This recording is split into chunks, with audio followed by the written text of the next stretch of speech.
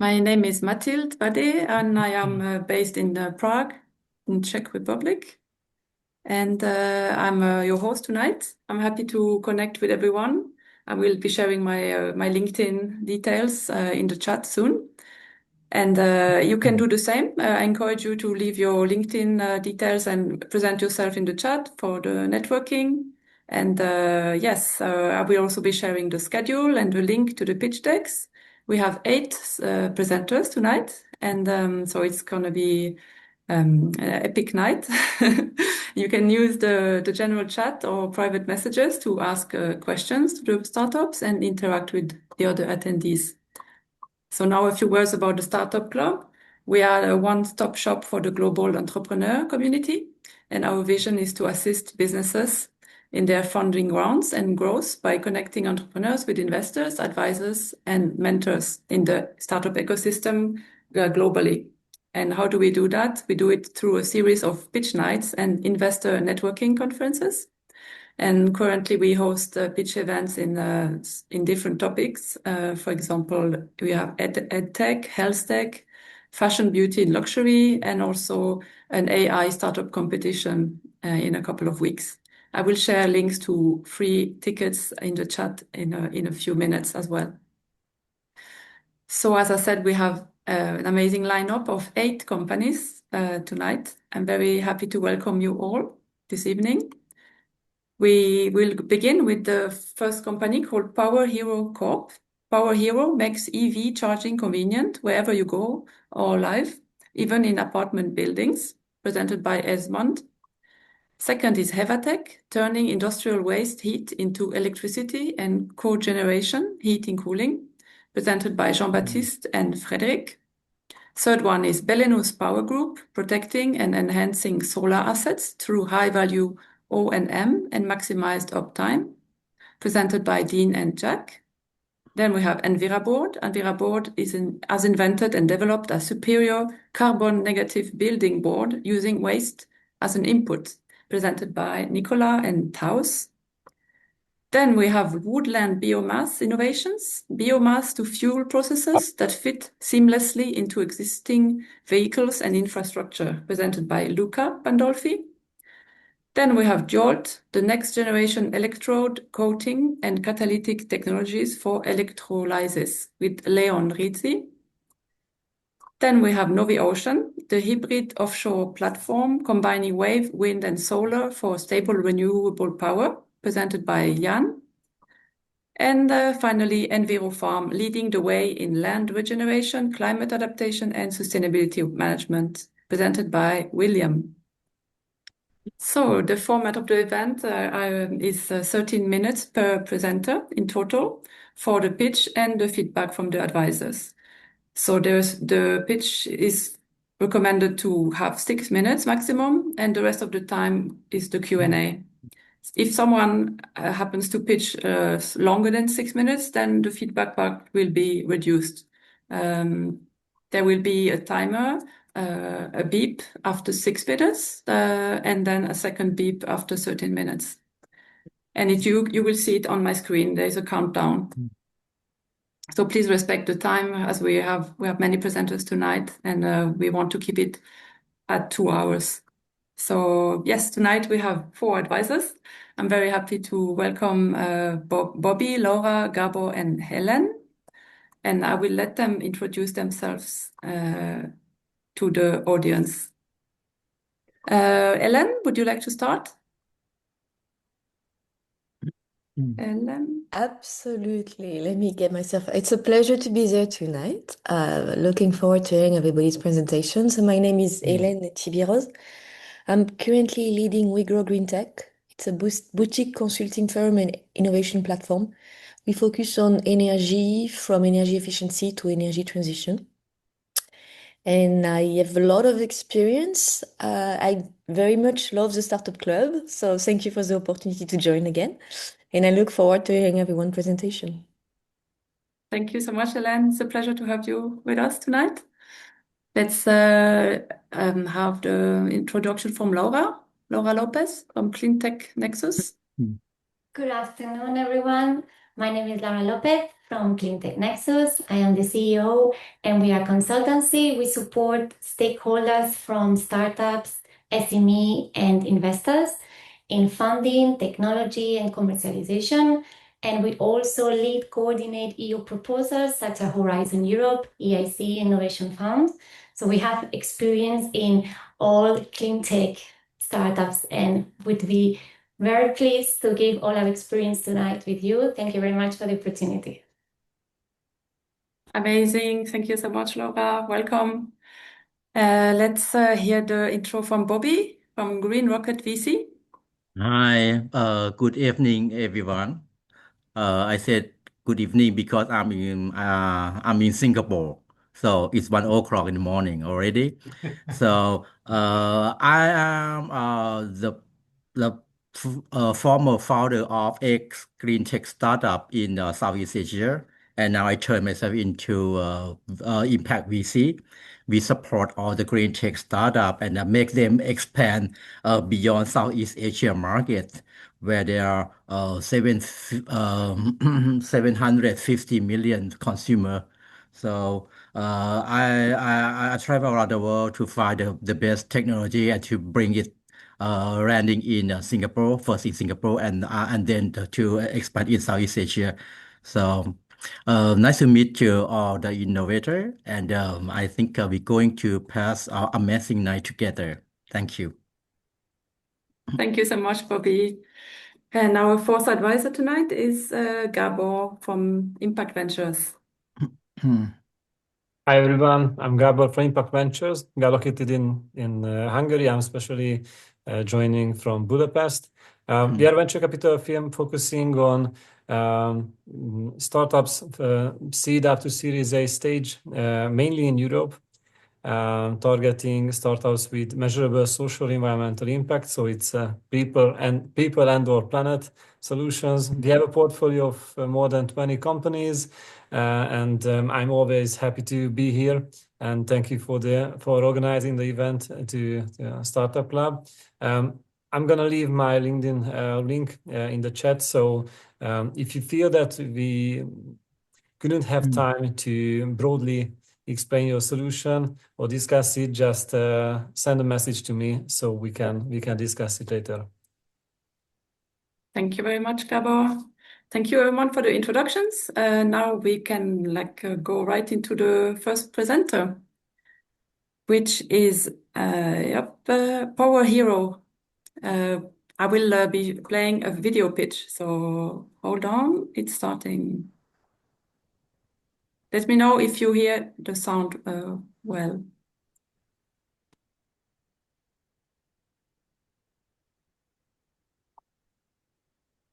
Hello, my name is Esmond Gui.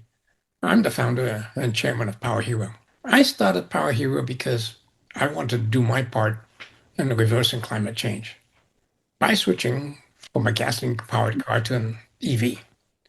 Unfortunately, like over 117 million Americans that live in an apartment building, my building did not have EV charging, not even a shared charger.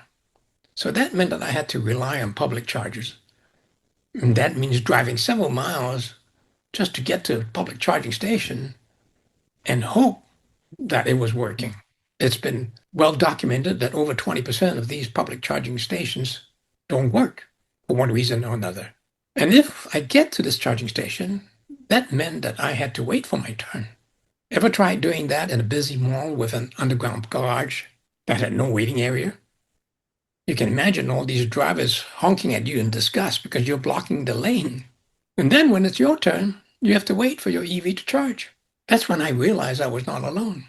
Like I mentioned earlier, there's over 117 million people in America like me that live in apartment buildings. And these apartment buildings, 70% of these buildings are more than 20 years old. 20 years old. That's before EVs were popular or even known about. And these buildings are very expensive to retrofit for EV charging. It will cost building owners literally hundreds of thousands of dollars, not mentioning the time required for getting permits for the renovation and getting the power company schedule to align. And it turns out that 50% of houses, these are houses with driveways, landed homes, that have garages and driveways, they have the same infrastructure problem because they were also built more than 20 years ago.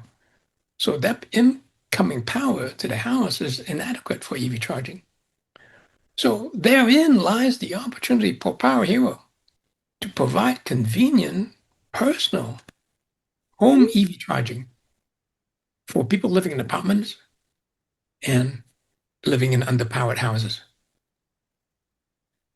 But that's not all. Convenient home charging is one of two major issues that's holding back people from adopting EVs. The second issue is what the pundits refer to as a range anxiety. These are the experts, and you read about this all the time, and they talk about people being concerned about not having enough battery power to get from point A to point B. But when you think about it, and I thought about it a lot, I realized that people are not concerned about how big their battery is or how far they can go. They're more concerned about having a charger available at their destination. That's called charge anxiety. The fear of not having a charging station when you reach your destination. There's only 64,000 level 2 public charging stations in America. That's not enough. As it turns out, there's over 4 million level 2 chargers that already exist in home garages. What if we can make these home chargers available to the public? Overnight, literally, you could have 4 million public chargers in communities across America. That's our Cameo device that can enable these private home chargers to be reserved and rented like an Airbnb listed home. Now, with home chargers reservable across America, we believe we can eliminate or reduce charge anxiety. How big is that opportunity for a company? Well, Airbnb has over 2 million home listings in America, and their market valuation is over 80 billion, 80 billion with a B. So imagine what our Cameo Airbnb network could be worth if we were able to network 4 million home chargers. The opportunity is here and now, and it's only beginning because there's only 6 million EVs, and the government is pushing America to get to 26 to 33 million EVs by 2030. That's only 4 years away. As EVs grow, EV charging has to go faster to support these EVs.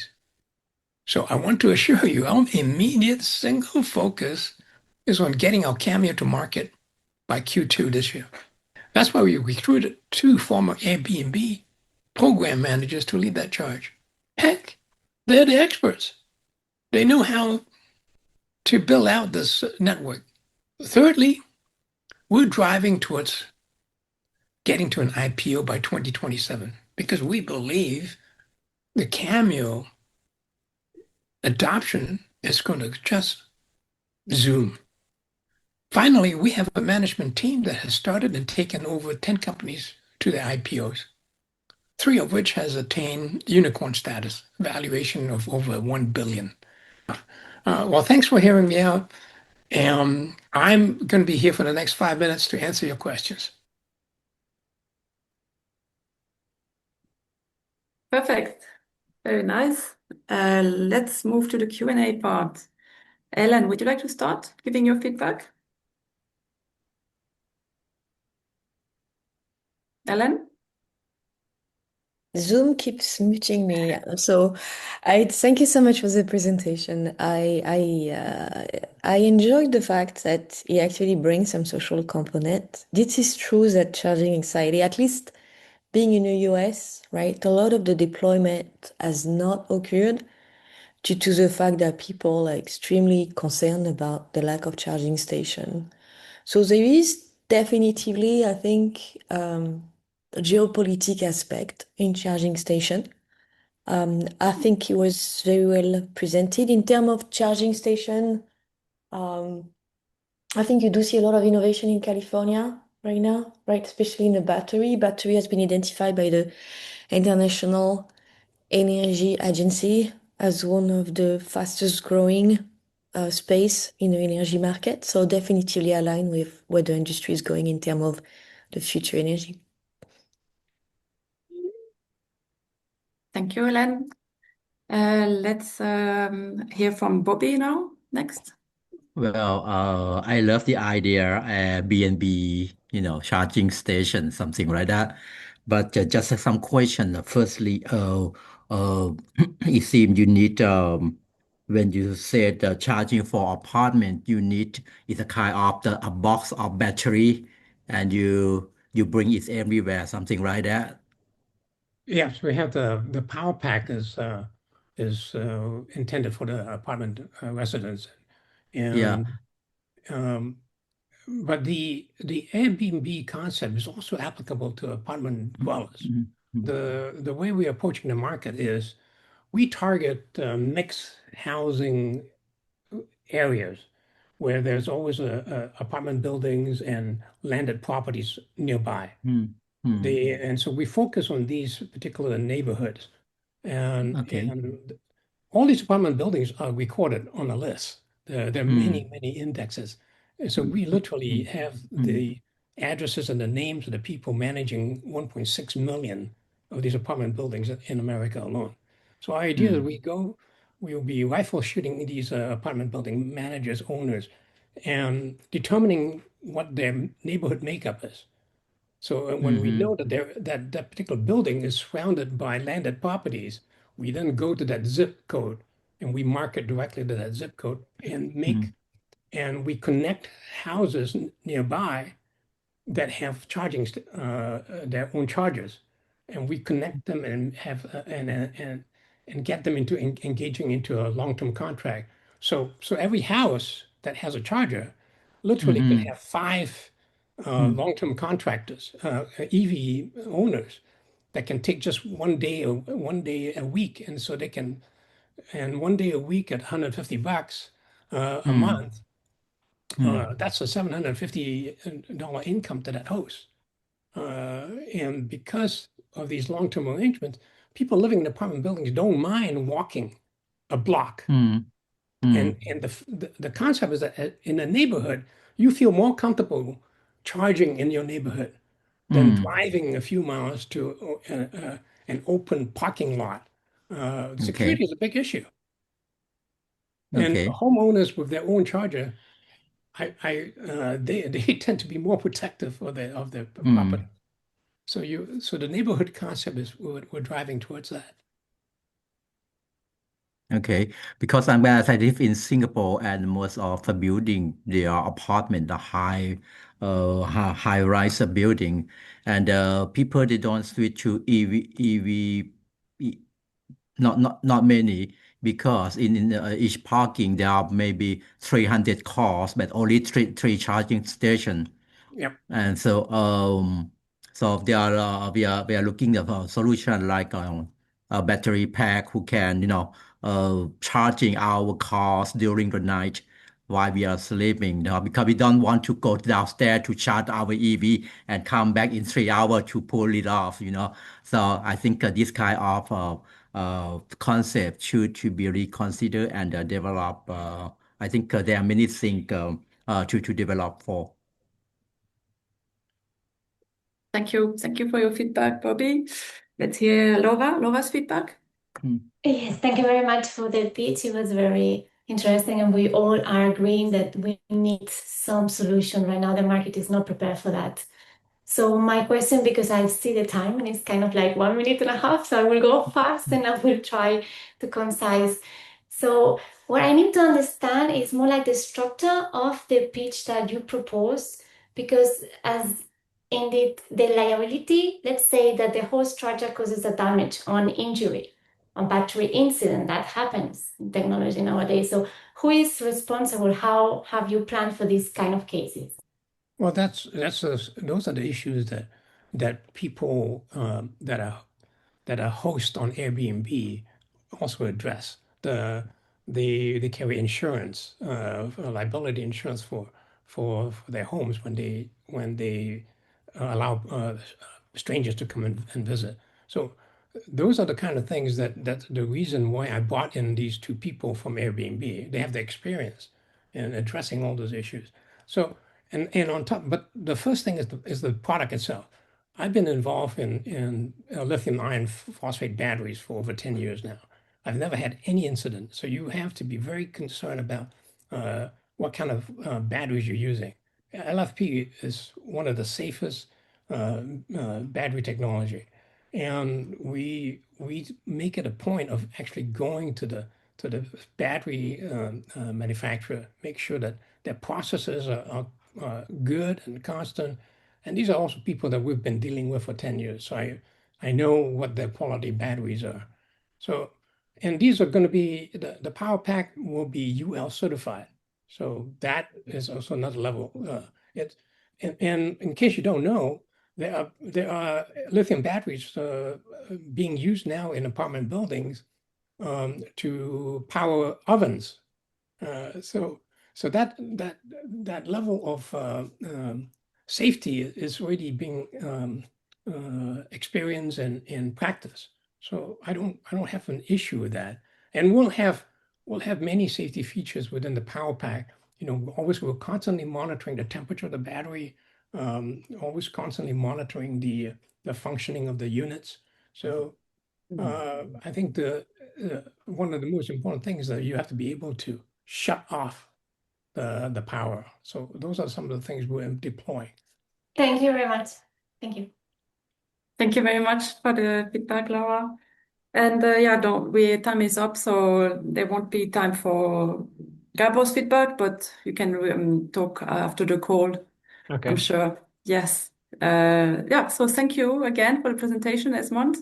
Very And interesting. my email is very easy to remember, esmond@powerhero.com. So if you have any further questions, please email me. Yeah, maybe you can I write love it in the challenges. chat. Write it in the chat so everyone sees it. Thank you. Okay, so now we will move to the second presenter, which is Hevatech, presented by Jean-Baptiste and Frédéric.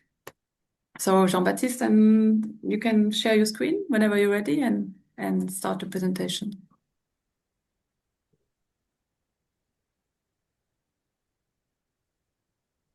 Good afternoon, everyone. Do you see my screen? Yes, perfect. Yes. Okay, I'm Jean-Baptiste, CEO of Hevatech, and thank you for listening to me today.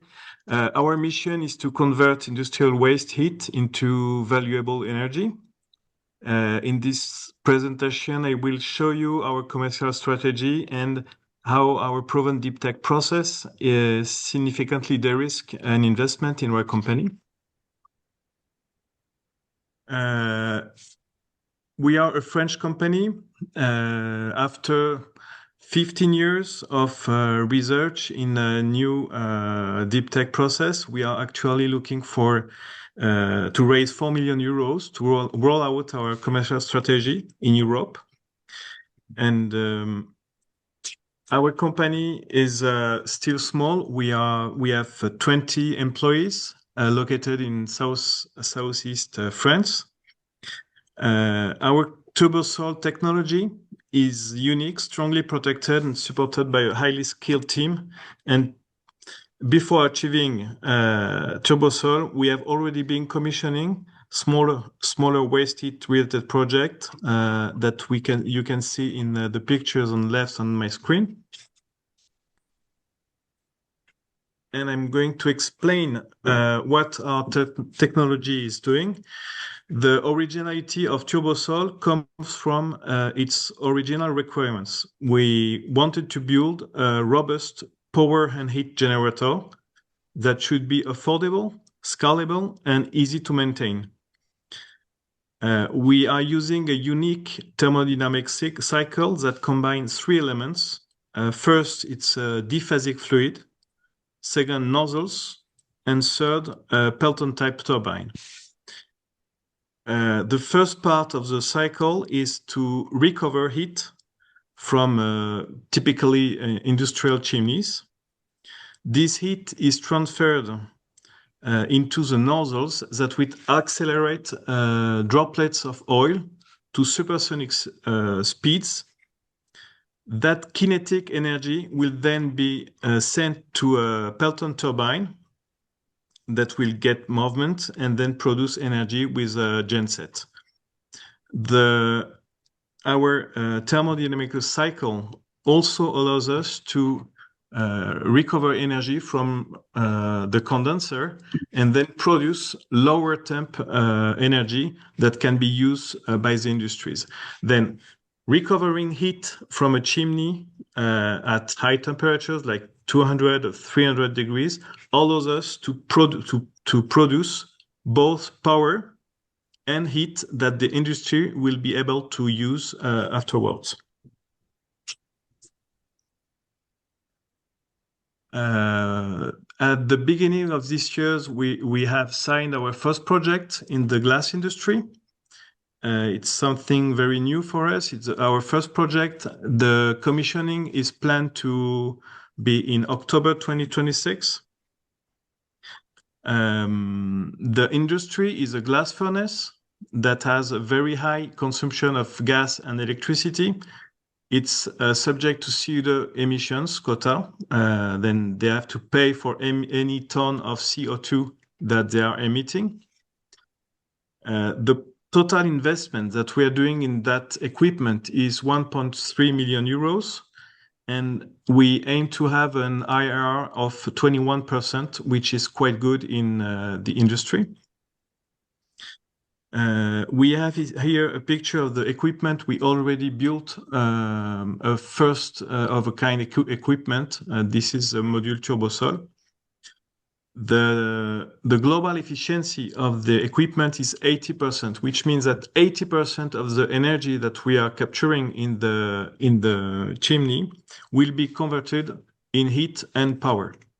And with this project, we aim to save 1,400 tons of CO2 per year, and it's designed to work 24/7. In that second case, it's a theoretical use case. In the first case that I showed before, the heat was used to heat a building. Then it's only used during winter. In that second case, that is more theoretical because we haven't sold it yet.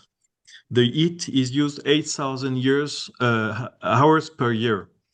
And then we have a return on investment much shorter, which means that within 2 years, we can pay with our savings the investments that was done in the equipment.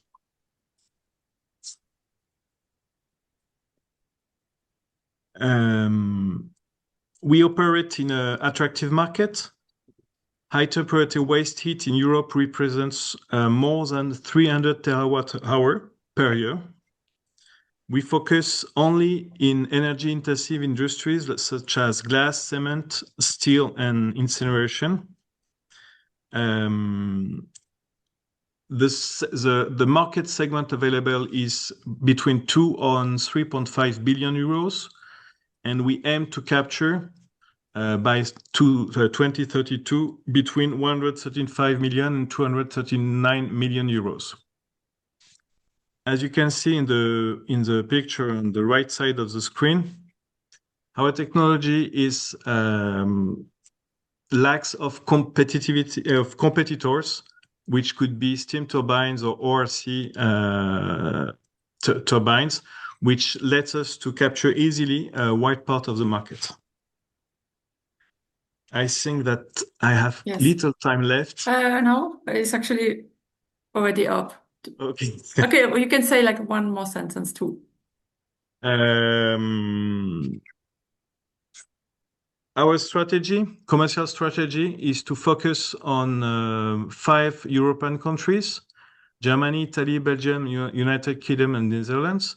And that's exactly why we are actually raising funds in order to to cover our needs for commercial developments.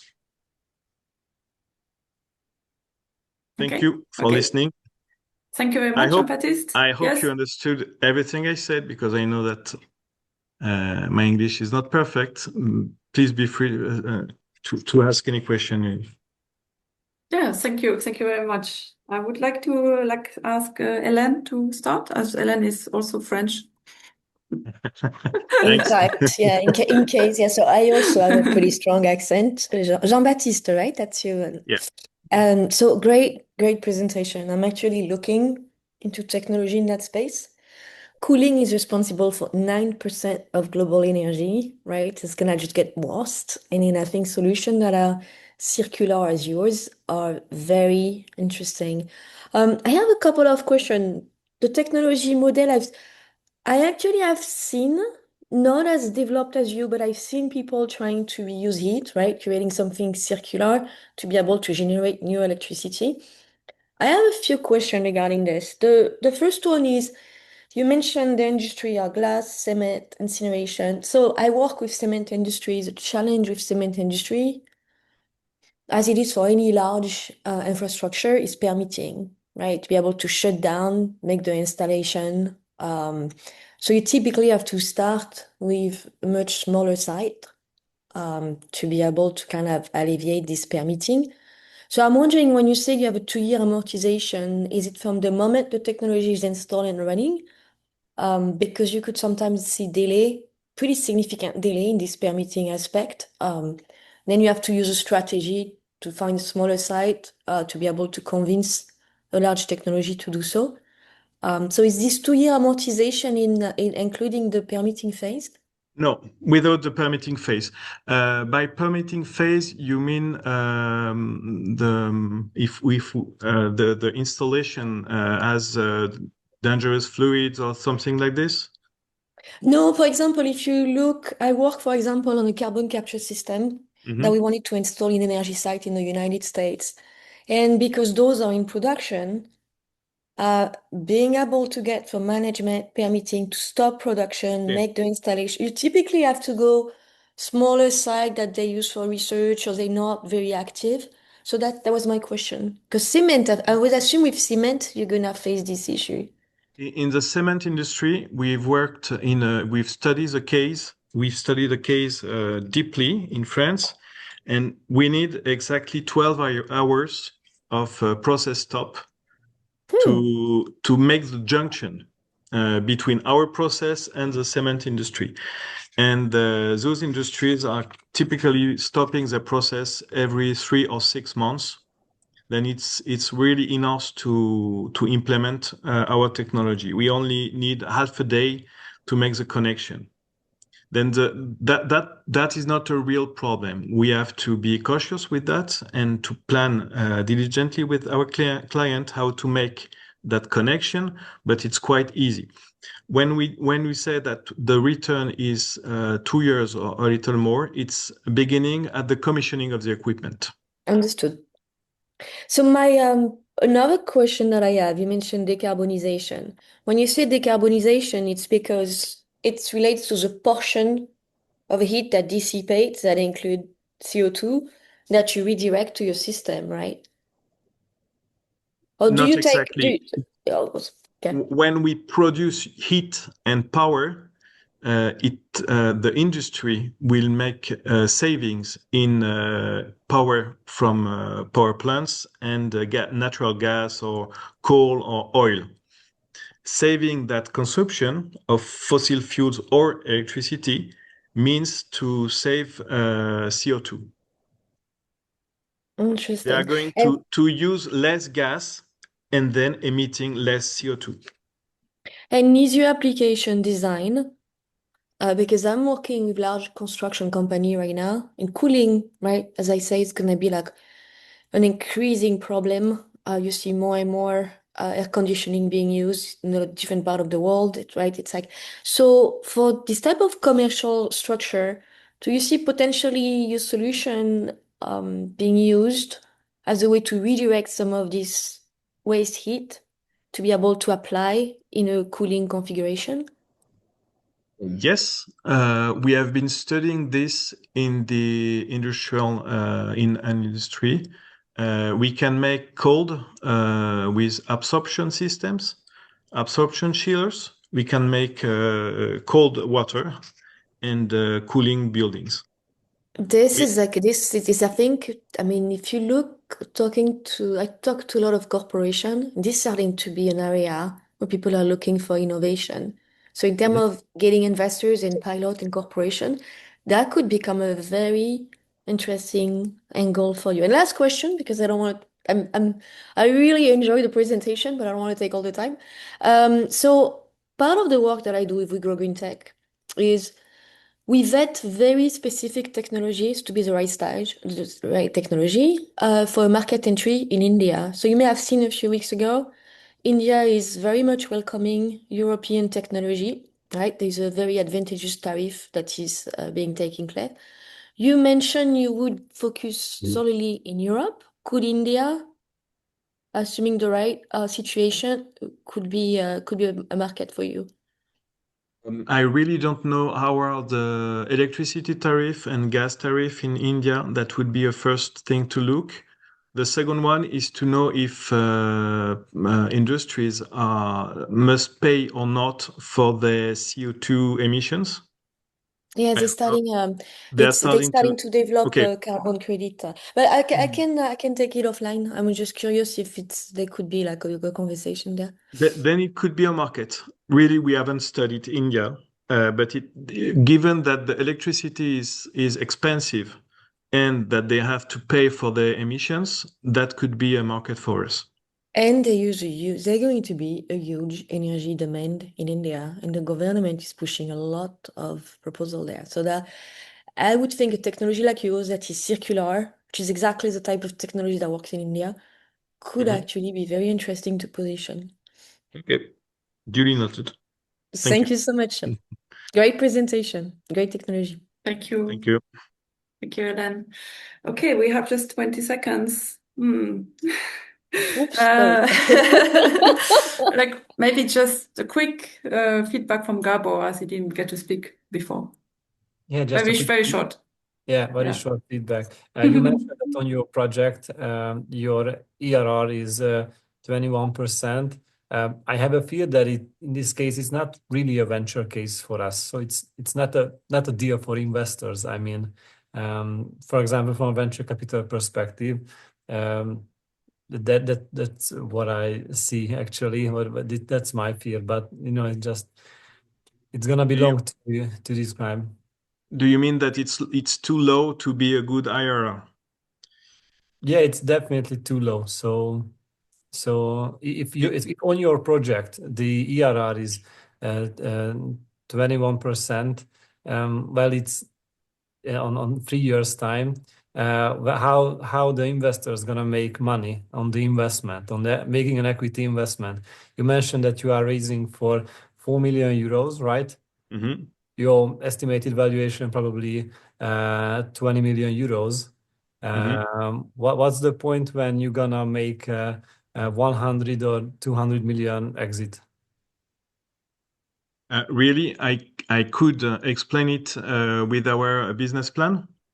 And surely I think that 21% IRR in industrial project is quite good. It's not common to see that kind of projects. Yeah, I know, but with I mean, 2 years, 2 years payback time is quite good. Yeah, it's not a bad thing for industry. Gabor, I would entirely agree with GB. If you look at the energy space, 2-year amortization is actually quite good. Yeah, I understand that in the industry, but from venture capital perspective, how it's gonna make that time, how it's gonna make that multiple level that it's required. But I think it's a long it's gonna be long to describe, and we don't have time for that. So I would be interested to discuss outside the meeting. Okay, thank you very much. Thank you. Okay, thank you. Thank you, Jean-Baptiste, for presentation and for the feedback. Yes, we will move to the fourth presenter. It's called Enviraboard, Nicolas and Taus. So Nicolas And Taus, whoever wants to share the screen, now is the time. Nick, you're muted. Mute. Hear me now? Yeah, yes, Yes. perfect. Hi. Wonderful. Perfect. Hello, hello, hello. Hold on. Where is my... There we go. Okay, so I'm Nick Dimmock. I work for Enviraboard. Enviraboard is a superior building board. I'll flick straight onto this screen so you can see the metrics that we have challenged Nick, ourselves you're not against. sharing the screen. Yeah, exactly. Hold on.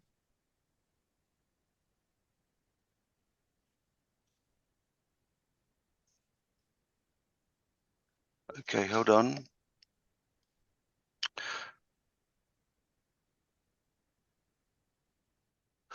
Okay, I tell you what, I can't find it. So let me just talk and I'll tell you about it if you don't mind. And we can bring you the slides later on. I apologize for that. I'm having a technical glitch. So Enviraboard is a superior building board. It exceeds the competition on pretty much every metric. It's also carbon negative. So it's not carbon neutral, it's carbon negative. One Enviraboard factory will reduce emissions by around 40,000 tons a year. This is kind of equivalent to about 20 hectares of solar. So it is a huge carbon saving. So the incumbent of this market is plasterboard, or in American terms, it's sheet rock. So this is effectively rock that is mined, glued together with gypsum, 2 pieces of paper on either side, and we bring it into our homes. Now, plasterboard or sheetrock, as you would expect with rock, is strong in compression. So it works okay if if you want to put a painting up, you're going to have to use wall plugs. But in other strength metrics, it's very weak and very fragile. So it often breaks.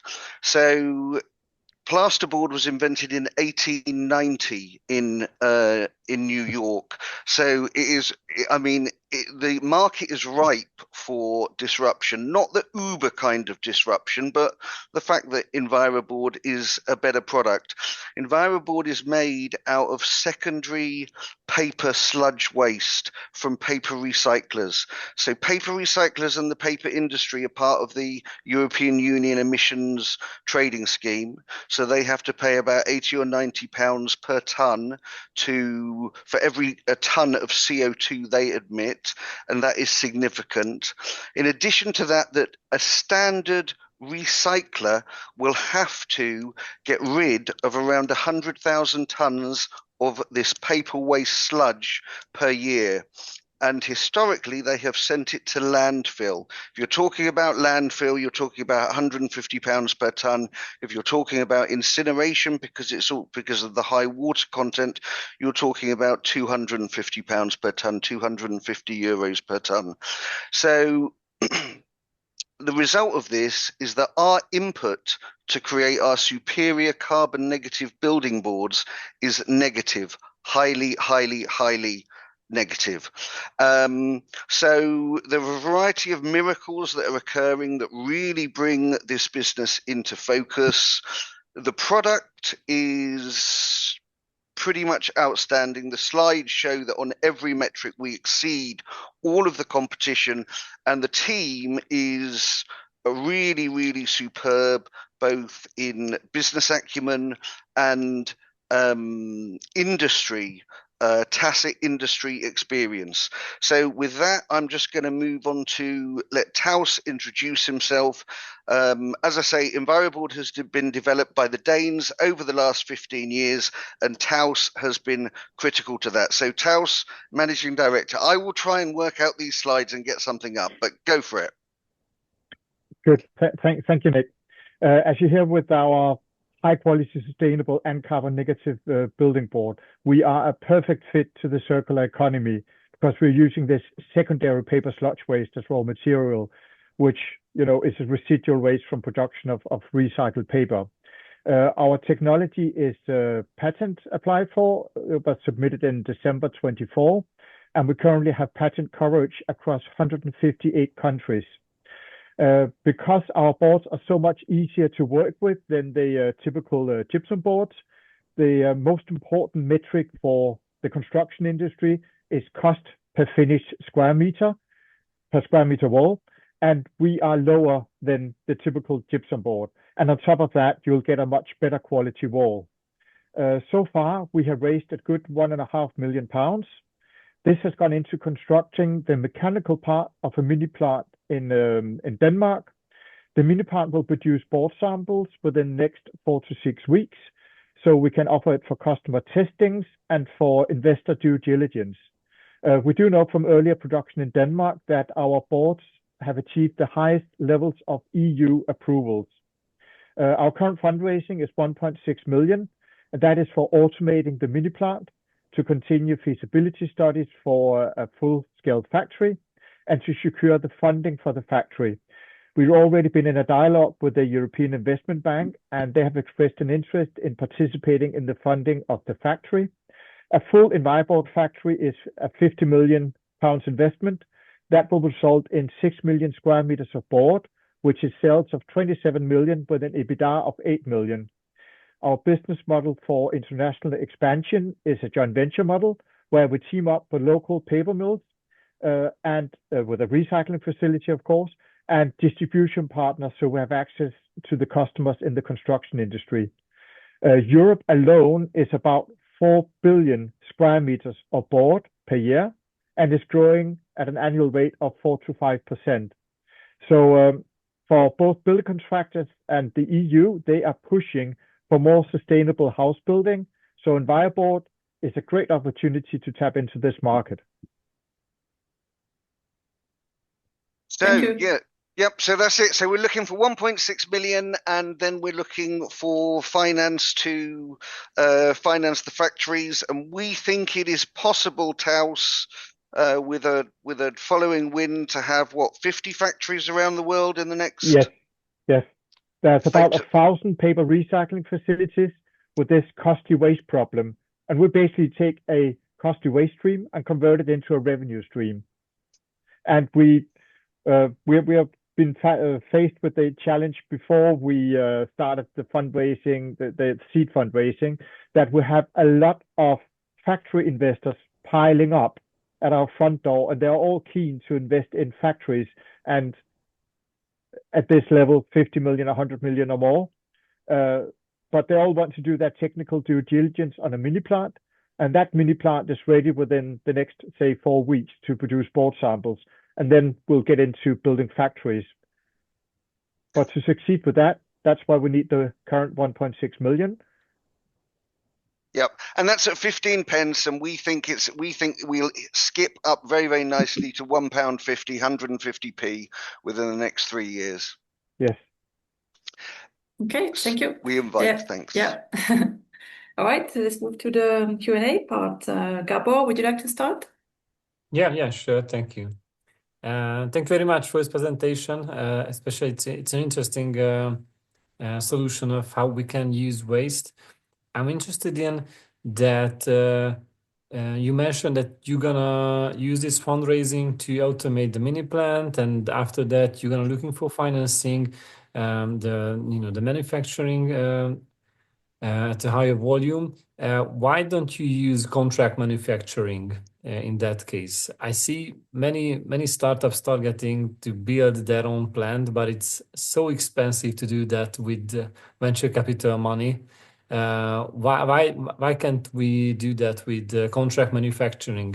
That depends on what you mean by contract manufacturing. If we approach some of the large board manufacturers and say, would you like to team up? Is that what you mean? Not teaming up. It's making a contract that you're gonna use their infrastructure to make the production. It's borderlining handing everything over to our closest competitors.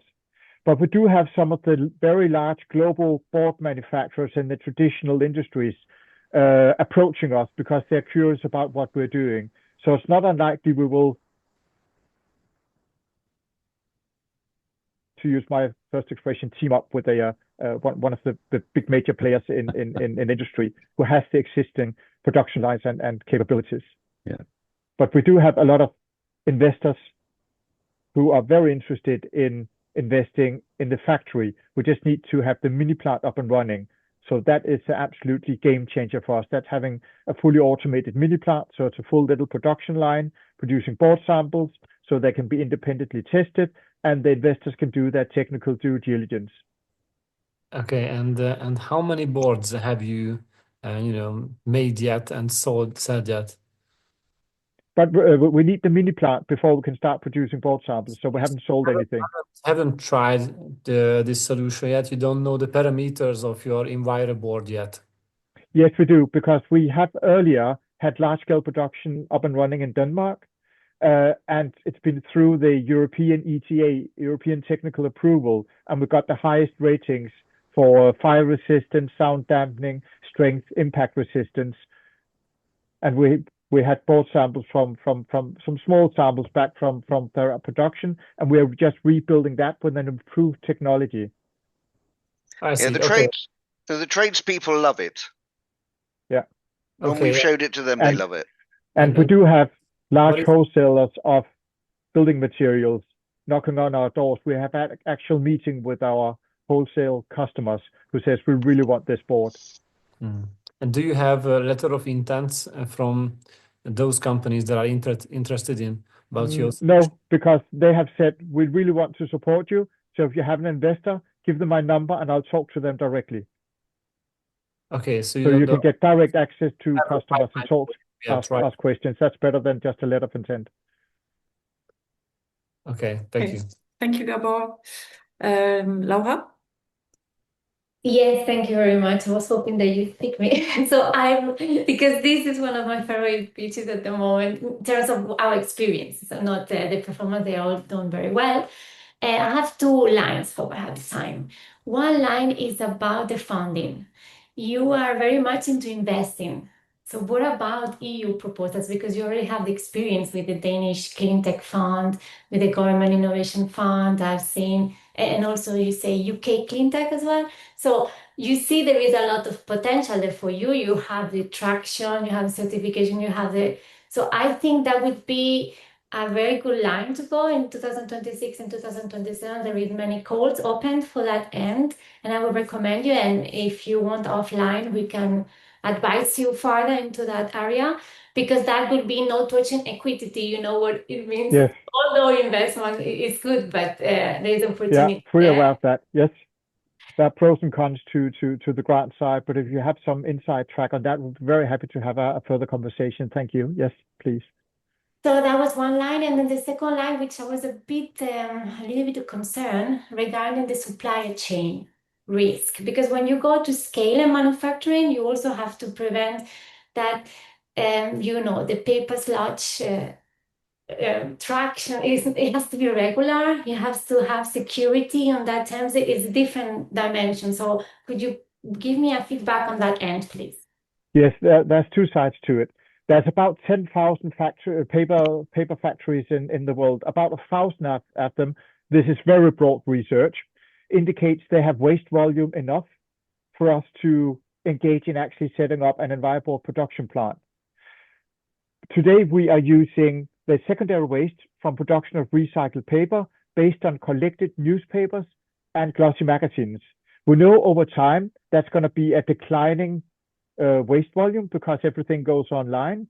But the mini plant in Denmark is not only a mini plant for the short-term purposes of securing funding for the factories, it's going to be our R&D facility going forward, because we are experimenting with other types of waste. And one thing we've experimented with is brown waste, so based on cardboard boxes. And I'm sure Amazon alone could probably fund 20 of our factories with all the boxes they distribute around the world. So we're already ahead of the game, looking at different sources of waste. Okay, so then the last thing, it would be unadvisable to have already like the contacts where, like how much you produce, how much you can recuperate, to have a real plan of in the risk occasion. So it is very good that you're looking for different alternatives, because the market in the future is going to be changing mainly Yes. with the evolution. We're very well aware of that, and we are already building supply chain on the raw material side. Yes. Thank you. Thank you. Yes, thank you, Laura. Yes, so unfortunately, there won't be time for Ellen and Bobby's feedback, but I'm sure you can connect with them after the call, Certainly. if Thank that's you. okay. Yeah, thank you very much for the pitch. Okay, Thank you. Thank thanks. you. Okay, we will now move to the fifth presenter, which is Woodland with Luca. You can share your screen whenever. Yes, you already do. Excellent. You can see my screen? Yes, perfect. Excellent. Thank you. So, hi, everyone. My name is Luca Pandolfi, and I am the founder and CEO of Woodland Biomass Innovations. What if I told you that we can turn wood into gasoline that works with existing cars? What if I said not only can we turn wood into gasoline, but we can do it using the most readily available and abundant forest materials to produce a non-ethanol gasoline that's chemically identical to what you're using in your car today? In the current system, when you buy a gallon of gasoline, that money is leaving your community, and the fuel releases fossil carbon into the atmosphere, all because it's based on a barrel of crude oil that's sold on volatile international markets. In the Woodland biosystem, instead of sending your dollars to foreign extractors and refiners, that money would stay within the community, supporting up to 100 jobs per site, as well as local businesses and landowners who can recirculate that money back into Main Street. I came up with the concept in college, where I did a year of independent research looking into biomass to fuel systems. This was followed by a career in marketing and business development. Rich Bohr is my co-founder and a resident of Wellsboro with an extensive background in the energy and utility industry, including several years in leadership positions with giants like PG&E and Dominion Energy. It all started with his mechanical engineering degree from RIT. Matt DeFazzi is a CPA who's worked as a controller and CFO for energy and manufacturing businesses, including several years with Corning Incorporated. Chris is a controller with deep roots and connections in the Tioga County community where we are building the first facility. That facility is designed to use gasification and gas-to-liquid technology to convert roughly 1,000 wet tons per day of woody biomass into 42,000 gallons per day of gasoline, as well as renewable electricity and biochar co-products. The system design is made to be duplicated, so we can take that exact same facility and replicate it across the state, the nation, and hopefully eventually even the world. Taking advantage of the latest gains in efficiency along every step of the conversion pathway, this system is expected to produce gasoline for around $2.10 per gallon. You can see how that's broken out from our different costs on this graphic.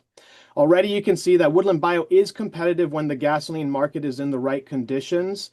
However, on top of this, Woodland Bio sustainable gasoline would generate around $2.14 per gallon through EPA RIN credits, bringing our total revenue up to around $4.64 on a product that will cost us around $2.10 to produce.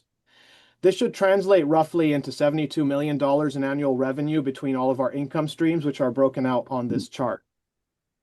To bring this product to market, Woodland Bio is proud and excited to have recently signed a letter of intent with Pennsylvania's very own Shipley Energy to purchase and distribute the gasoline and the credits through their existing network of gas station retailers.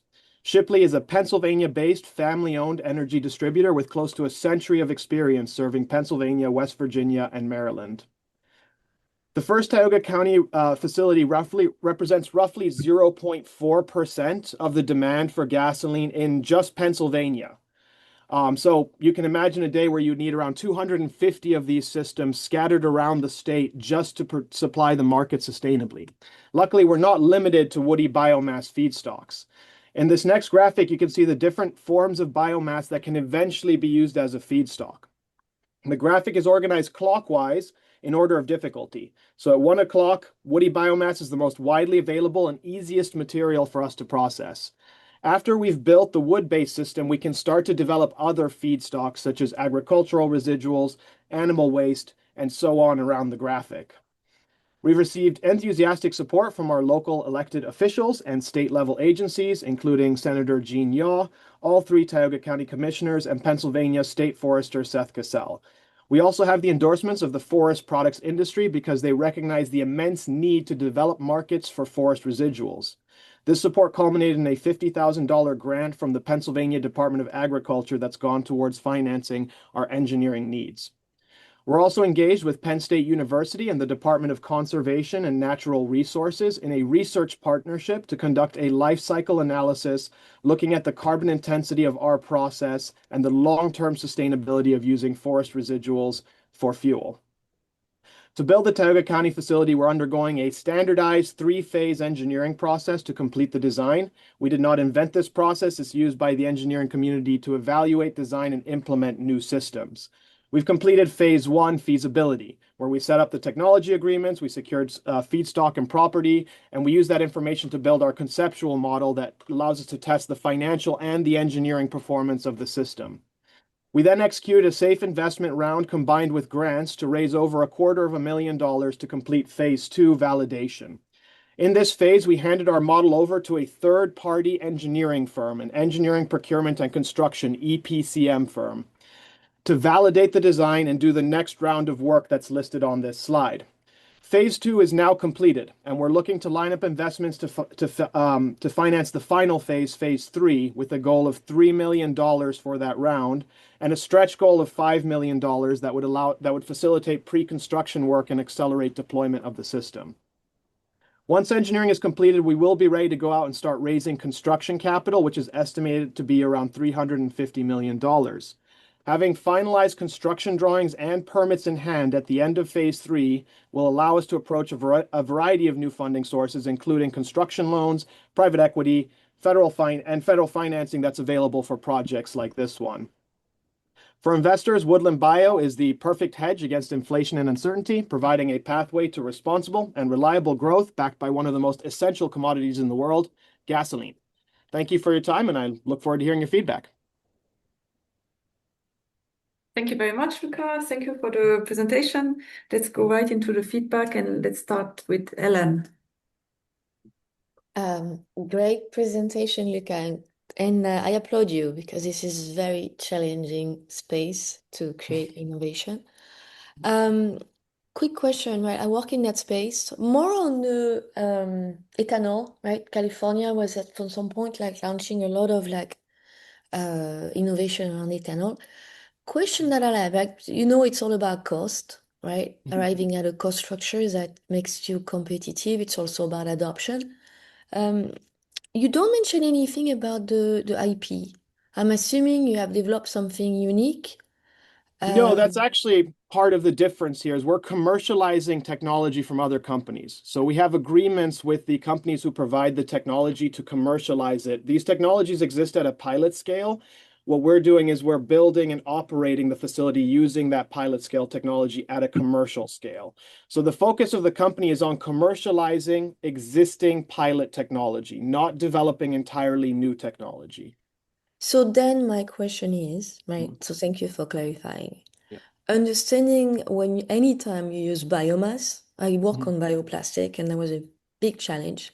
As you use biomass, there is a inherent variability that's occurring because you're using things from different places, and depending of the weather, depending of the land, you're gonna see variability. And that's why synthetic sometimes had a stronger appeal to corporation because there's no variability. So people have tried to create additional IP to take the variability component out of the picture because that could be a roadblock for adoption. So is it also part of your platform to try to create some type of standard where you can guarantee, because corporation, that's exactly what they're going to look for, right? The variability is from one year to the next or from one crop to the next crop. Right. Is it also part of the goal of your company? So the way we're compensating for that, again, is working with one of the materials that in Pennsylvania is very widely abundant. This is where it's important to understand Pennsylvania and the Pennsylvania forest ecosystem. So we've signed letters of intent with the suppliers who are actually going to be bringing the wood to our facility. They're the ones who are going to be in the forest, collecting material, transporting it to our facility. And we've outlined with them fixed delivery schedules for the material because exactly we want a consistent supply of material. So an important part of that was making sure we have a regular supply schedule with costs laid out with those. So we have letters of intent with those suppliers outlining the schedule and the cost of our feedstock. And built into that is a lot of storage area on the site to make sure we have enough material on site that if there are any disruptions in the supply or variability in the supply of the material, that we have enough stored on site to keep running continuously without any interruptions. No, So I that's think my question was more about variability of the product itself. Because oh I'm going to give you an example. You do biocomposite or bioplastic. yeah. From 1 year to the next, you can have variability. And for any corporation that want to use your material, your input, it has to be within a because certain standard. And so my question was, and in fact, that may correlate to what you just say. Are you trying to use different source to try to create a baseline, where you actually have something that you can pitch because it's consistent, right? They can take that as an input. That's exactly right. Yeah, we control variability by having a consistent feedstock that's homogeneous, and so by limiting the variability in the feedstock, we limit the variability in the product that's coming out the other side. So in Pennsylvania, 90% of the forest is hardwood, naturally speaking, and that's how we get a consistent hardwood feedstock specifically. This is one of the best feedstocks for energy conversion is hardwood specifically. So just by being in Pennsylvania and working in our region, we are limiting that variability on the input, and that's going to limit the variability on the output with the gasoline. It's going to be a more consistent product as a result of that. And understanding you're working directly with forest and most of the nature-based carbon credit actually have been allocated to reforestation and forest. Is it something also, I didn't see that in the presentation, is it something you looked at to be able to take advantage of some of these? To Not reduce in the price? we are working at local level in Pennsylvania. There's a few initiatives through the Department of Agriculture and through other non-for-profit organizations in Pennsylvania that we work with, but we haven't worked that much with ones on a national level or international level. So, Yeah, you you know, should look because there is still pretty high, the carbon credit for nature-based solution. So if I were you, I would start having a look to try to see if your operation could have early benefit from it because that will help you reduce the cost of the Right. final of the gasoline. Yeah, no, absolutely. And we have a lot that's generated through the biochar production on site too. There's a lot of credits associated with that. So that's part of where we need to understand, make sure we're not double dipping on any credits because we are Understood. generating, multiple different credits. So that's the main thing. But yes, absolutely, we're looking for all credit potential. Well, thank you. Great presentation. Thank you. Thank you, Hélène. Okay, who would like to speak next? Laura, maybe?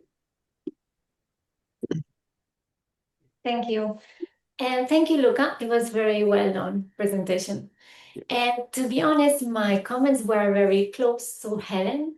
So it was more about you have different lines of revenue, and which one would you think that you will attack first to not to go so much diversity, because when you are as a startup growing up, you have risks, and it's better to consolidate than make sure when you make mistakes, but to repair and to go into that line. That would be my advice.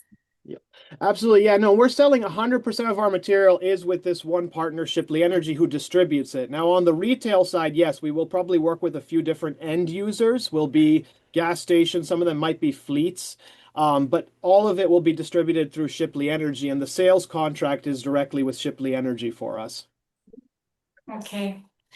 Well, thank you very much. And yeah, we can get in touch later on if you like. We can see what our connections could provide you some maybe product positive. Excellent. Thank you so much. Thank you, Laura. Yeah. Bobby and Gabo, do you have something to add, or should we move to the next? Just a short question. You mentioned that you are commercializing actually a technology that is existing. How do you see the competitors? So what others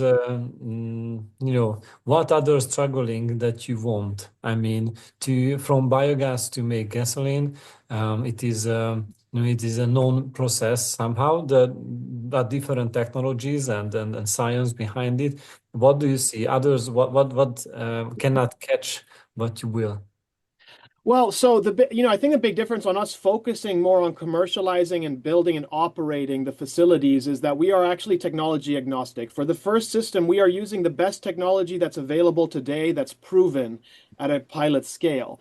But the beauty is that we're not locked in with any of those technology providers. We have not promised that we will use them forever for every facility we build. So that leaves us at liberty that we can always be looking at what's new, what's coming out that's better, and we can look at commercializing those technologies. So again, focusing on commercialization, but across the board of biomass to energy to fuel applications.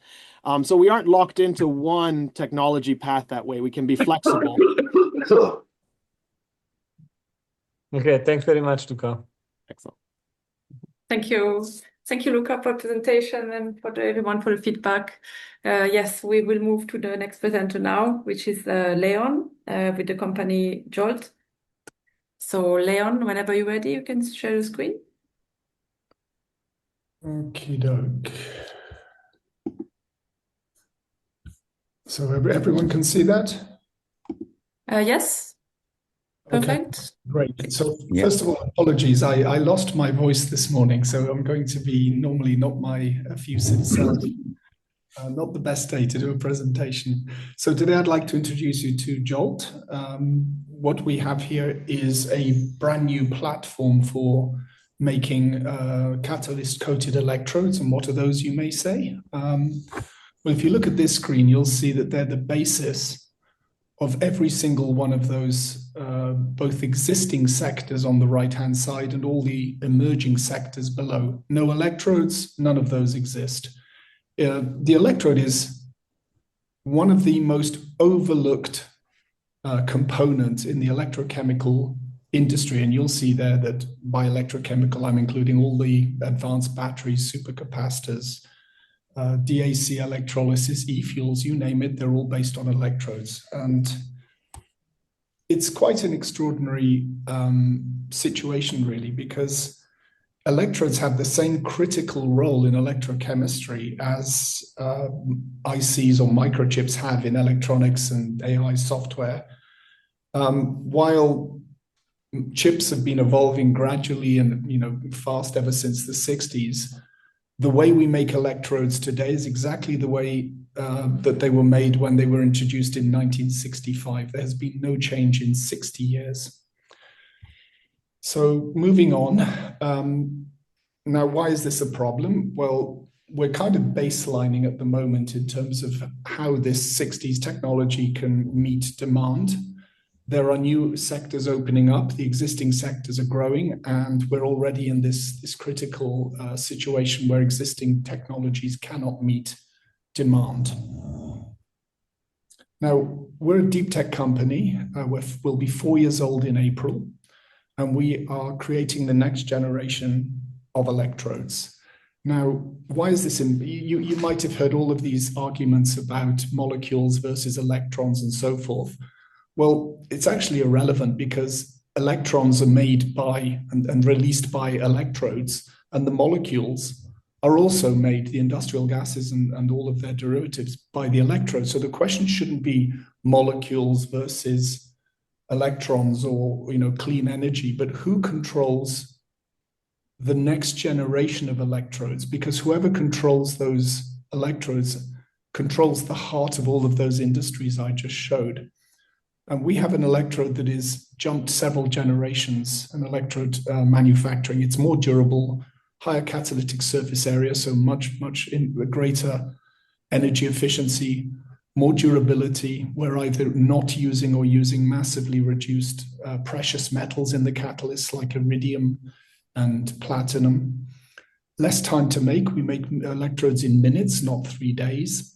Less energy, so we're reducing the energy in our manufacturing by 99%. The capex is reducing by 95% for these coating lines. And obviously the OPEX is dropping hugely. So we're normally selling our electrodes around 3 times less, but still making a lot more in our margins. So on the left, you've got a representation of how electrodes are made today. We call it paint and bake, where you're literally painting on catalysts, baking them for an hour at 600 degrees, an hour to cool down, quality control, and you do that up to 24 times over 3 days. Our process is fully automated, 1,000 times faster, and we are able to basically commoditize the production of electrodes finally. We're not in the lab. We're not stuck in the lab at all. We already, in the first 3 years, built the world's first fully automated electrode coating line, and you're looking at an electrode here. They can be huge. They can be very small for swimming pools, or they can be very, very huge for refining of cobalt or copper or nickel. And we're about to go into industrial production from 28 in several countries. On the left, you have the coating of a traditional electrode, and on the right, a porous three-dimensional structure. So we have a very, very, very different technology. The result is that we're unlocking replacement of all existing electrodes over time. This is a replacement technology, not a step change technology. We've started in green hydrogen, so we're taking companies using our electrodes have seen system efficiency jump. Highest now is 77.82 to 89 to 91.7% system efficiency. There's no degradation. They stay stable for 8 to 10 years. They're able to work directly with renewable energy, which is a first. Normally fluctuating power strips the catalysts and your plants die. So in future, that doesn't happen. And we're focusing on green hydrogen, the chlor-alkali industry, chlorination and water treatment. I think that's enough for the next 2-3 years for a small company. But as you saw, the verticals, there's over 30 of them, and they're quite endless. We're also the ability, first time to ever mass produce electrodes near demand, on demand, longer lasting, lower cost, means that we can productize or consumerize disinfection. So everything made in these big chlorine plants today, your detergents, bleaches, fungicides, chlorinated drinking water, could in future be made by mass-produced little pods that will run off a battery or a solar panel anywhere in the world. That will be a hyper-growth market by itself. Now, obviously, when you're innovating in electrodes, it's like finding penicillin. There are millions and millions of permutations in catalyst. And so what we have is a super mode. We've developed our own in-house SLM, and it's a loop whereby the models are running the experiments, creating enormous amounts of data that are feeding back into the next version of the catalyst, which means that in a year we're able to run through research that would take anyone else around 20 to 30 years. And that moat is just getting better and better. 200 experiments a day versus 1 a day for our competition. So I think that's it for the moment. We have signed offtakes, we have tenders, we've won very large tenders in several countries. We have 30 OEMs globally and MOUs waiting in various sectors. And the conclusion, the industry is facing a giant demand in electrode manufacturing, and Jolt has the only solution to meet that demand by turning production from days to minutes. Thank you very much. Thank you very much for the presentation. Let's go to the Q&A now, and let's start with Bobby. Hi, thank you for beautiful presentation. I wanted to just start with what is your primary customer or user? Which industry you plan to go first? Well, we started with hydrogen, which, the pickup in hydrogen will only start in 2030. So we do have offtakes. We have offtakes with companies that are building electrolyzers, hydrogen for themselves. Okay. And incumbents. So we are generating revenues, but we're not sitting on our hands. We're building our own next generation electrolyzer, which is already in operation, running off solar panels, and has the highest energy efficiency, durability, and lowest. We're selling it at Chinese prices as well. So we'll start selling our own electrolyzers in Spain, Chile, and Saudi this year. But Okay. the main market until 28 is chlorine, because it's absolutely huge. It's a 64 billion market, and disinfection. So you have industrial chlorination, you have swimming pools, chlorinators. That's a 2.3 billion market. And then, like I said, the ability to mass produce these electrodes first time ever means that we can consumerize disinfection. You can start making your own detergents, bleaches, fungicides on site, on demand with a small plastic pod, salt and water. And it's ecological. In 4 days, it breaks back down into trace salt and water. So you're not chemicalizing anything. We're starting with dental pods. There's 500 million of those, first time disinfection ever. We're basically producing mouthwash inside the pod, and you can put your toothbrush in it as well. We're building chlorinators for NGOs in Africa that will run off solar or batteries. So basically the same water that you get from your tap in Europe. Okay, but how it works? But maybe you said for to produce the drinkable water for remote area. How can you show me It's the the picture how electrodes it's that working? make the chlorine, and when chlorine gas is produced in water, it converts into something called hypochlorite, which is the disinfectant used everywhere. It's everything.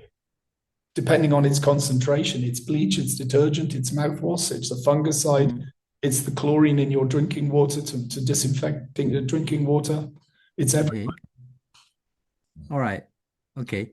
Because of my hobby to brew drinkable water for the rural school in Southeast Asia, so we might come to ask you if you can help us to build up that system.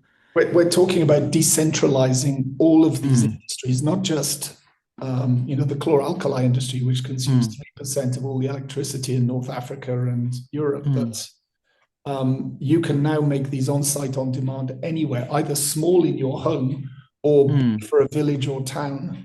In the case of drinking water, it's a plastic device with electrodes, salt water, and electricity that can now come from solar or batteries that will produce exactly the same chlorinated drinking water as I have in my tap here in Barcelona. Okay, good.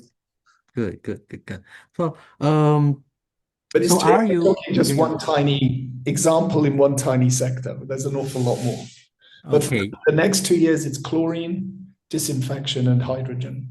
Then we move to all the other sectors. We're just too small at the moment. The electrodes are ready. All right, but now you are to commercial scale already, right? You're going to have your factory, right? No, it was built last year. Okay, but are you raising fund or We what are you are, looking yes. for? We're doing a fundraise of 10 million with 1 million minimum participation. And we're looking for partners that can help us land in regions outside of Europe. So if you take what I just described, decentralized, let's say chlorination and electro-oxidation, there's a huge demand for that in your part of the world. And say you said you came from Singapore. There's huge demand there, but also in the mining and refining industries in those countries as well. The other applications of the electrodes is for the deposition of copper onto PCBs, integrated circuits, galvanic processes, white goods, paint finishes on cars. It's all electrodes. Okay. Thank you very much. I will come back to you later for more detail. Huh? Thank you. Thank you. Thank you. Who would like to go next? Ellen, perhaps? Yes, Ellen? Sure, great presentation, Leo. I'm actually working on green hydrogen with the technologies that we're evaluating. Question that I have, right? Your solution, your electrode solution. So it seems, if I understood it correctly, that you're providing your solution to reduce the cost of green hydrogen. Is that correct? Like your technology should enable to kind of create reliability, and within the supply chain of hydrogen, make it more efficient and more cost effective. Well, that's the same question as saying, will a microchip from this generation be better than a 1960s microchip? We literally have jumped that far ahead because, like the microchip drives everything in electronics, everything in electrochemistry, and EVs are electrochemical. Absolutely. Where electricity is in this end and something goes out the other, like electrons or molecules, it's the electrodes that do it. So their efficiency, their availability, their cost, their durability, their ability to work, not die under fluctuating power are the critical elements here. Absolutely. I come from WE, so I understand what you're going after. But what I've seen in green hydrogen, right? It's like there's been a lot of attempt to reduce cost. So any technologies that you could bring as part of being potentially, as you scale it, right? As you scale the solution, you reduce the cost and it makes green hydrogen more affordable, is starting to look pretty interesting to a lot of people. So could you potentially foresee, and I like how you approach different market. Water is really gonna be like a big market, as we move it forward as far as a commodity. Do you foresee that, I'm wondering, like when you approach hydrogen company, how do you approach them? And you approach the concept of cost reduction? We have every single OEM in the world has tried our electrodes. Unfortunately, most of them don't have any business, and the ones that do are buying. They're buying legacy electrodes, two-dimensional flat electrodes. The three-dimensional we keep for ourselves because it's next generation. It can blow anything out of the water, but we're happy to sell what I call a new coating on an old electrode.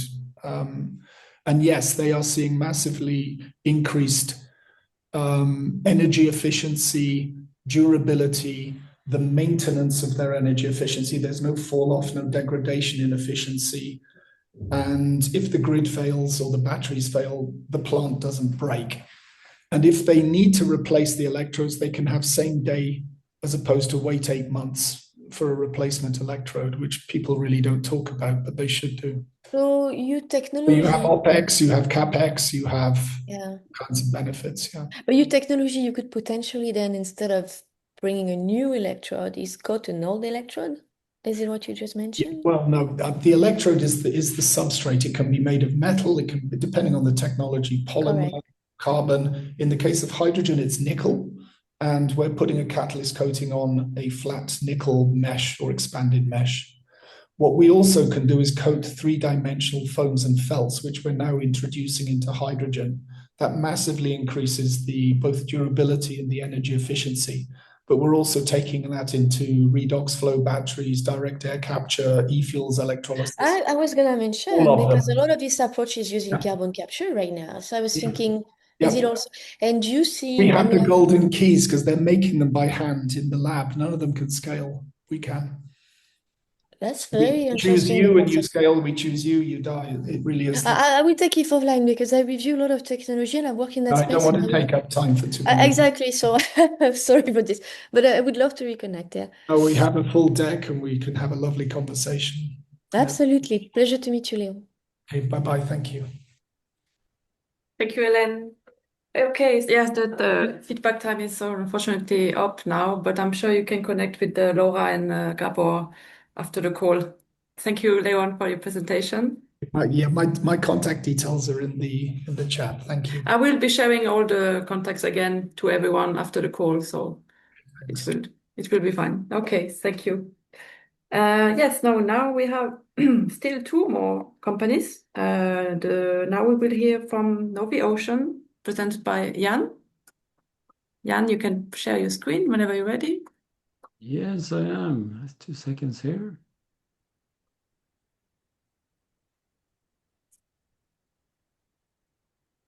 Let's see, full scale. Yes, good to meet you all. I'm Jan Skolhammer, the CEO and founder of Noviocean. And we call it the Ocean Energy Powerhouse. And we're actually challenging offshore wind big scale by our hybrid wave power, wind power, solar power, all collected on one unit. And the global power supercycle has just begun, powered by renewables, not fossils. Power demand is doubling over the coming 25 years. It must all be renewables, plus half of what we have today of electricity. And the next energy constraint is stability, it's not generation. You can't do it all with PVs, for instance. Because you have instability. Solar peaks when demand dips. Wind and solar fail to deliver 40% of the time, which drives up energy prices. In California, it shows 9 times the energy cost if you're running on 80% wind and solar. It's an impossible game. You need something else.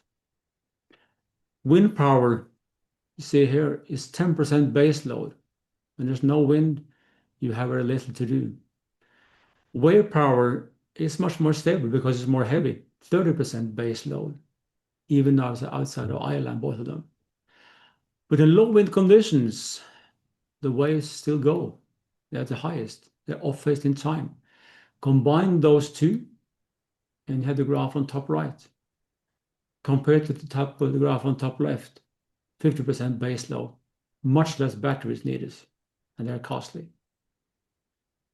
So Noviocean, we are the ocean energy powerhouse, solving energy intermittency with 24/7 stable ocean power. Traction across multiple continents, low risk alternative before committing to offshore wind deployments. Validated by 2.9 million in public funding. I put in myself a 0.7 million from an early venture. IP protection in all continents. New patents are filed. So the future of offshore energy will not be a single system. It will be hybrids. It must be hybrids because it's more economical. So we replace today's separate, intermittent, and costly systems, each needing separate permits, SERIAs, structures, moorings, and cabling, with one single hybrid solution: wave power, wind power, solar power, like a Swiss knife, cutting capex and LCOE, and thereby boosting outputs and profits. And importantly, for the same sea area, get 3 times more energy out. Sea area is real estate. And later targeted larger units as well, 3, 5, and possibly 10 megawatt units. We are the logical evolution of offshore energy. So, how big is that market? The offshore wind market is 55 billion, and we are better in every single aspect versus offshore wind. Why? Because the weight is lower, much lower, which means a lower LCOE and lower LCA. Much higher energy output per square kilometer. And stable offshore or off-phase production, which means, again, less storage. Deployable, where you can't have offshore fixed bottom wind. That means 5 times larger usable sea area. Can be closer to land, no opposition, and in deep waters as well. A minimal external impact, which means faster permitting. So we say this is much like the evolution of offshore or propeller aircraft giving way to jets, something new. Wind power like it is not the final solution. And then we have early high-cost markets. That's where we should start, because we have less than 10 cents, euro cents per kilowatt hour from start. And you get paid up to 40 cents in these markets. 20 cents here, 15 cents here, and 40 cents for oil and gas, up to 30 cents fish farms. I guess you can see the profit margin yourself if we are below 10 cents. And our roadmap, 1 to 1,000 units, low cost, improving with scale. And luckily, you have also incentives and subsidies from the beginning. We start at perhaps 10 cents, depending on location. As we go forward, our costs are lowering, but also the incentives are lowering. That means we are stable at around 5, 6 cents from the beginning, then going lower. And stage A, commercial, then early rollout, industrialization, market expansion, and finally fully commercial scale, up to 1,000 units and further on. So right now we're doing a bridge round. We have a valuation of 8 million. We have sold about 2.5% already, and we're stopping at 7.5%. We don't need any more right now. We are open then to up to 400,000 remaining. We're open also to small ticket sizes. We're happy with investors, 4,000 and upwards. Later on, we'll go on to the project funding quite soon. Purpose, finalize this pilot design, procurement, seed test of the final offshore prototype, 10 times 10, 6 meters. Welcome aboard. And then finalize funding for the first full scale at 50 kilowatt from combined investors, customer, and grants. MOIC, quite interesting, I can assure you. So here we are, and we are saving the climate with profitable and stable ocean energy. Thank you for the attention. Thank you very much for the presentation, Jan. Let's start with Laura this time. Yes, thank you very much. It was a very great presentation. We actually have within our network similar customers, contacts that have the idea, because the actual niche of, we agree totally with you, Jan, that the only one renewable energy source is not anymore sufficient. We need to combine both to create this kind of solid quality provider. So what we also looking into these kind of models is the potential of risk in terms of maintenance, in terms of the cost, which is to go, I don't know if you already, probably yes, have developed a planning of what is that, how many times you have to go to maintain, to visualize, to see the storm conditions as well. All that risks is a high cost that you have to take into consideration, and we would like to see you approaching to that if possible. Thank you. Yeah, very good question and very highly relevant, Laura. Yes, maintenance reverts over in OpEx cost, like for anything else out there.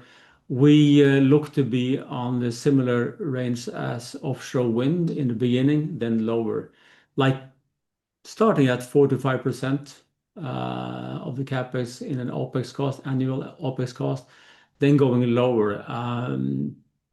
So the essence is actually that the main structure is made from galvanized steel, like an offshore oil rig.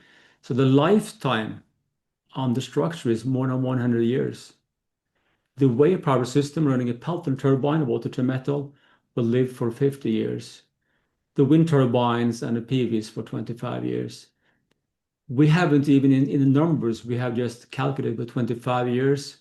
When you put in the 50 years lifetime on average, the costs go even lower because of the lifetime. So it's a very rigid structure, needing, of course, some maintenance, but it should be able to be in the water for 20 years before you go into the shoreline for repair and maintenance.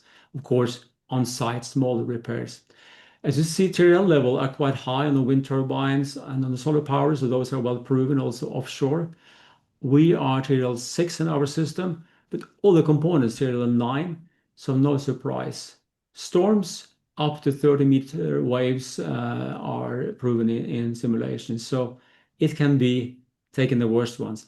If you have waves about 50 meters height, you could have some damage to the PV panels and it's not anything else. So it can live for a long, long time out there, like an offshore oil rig.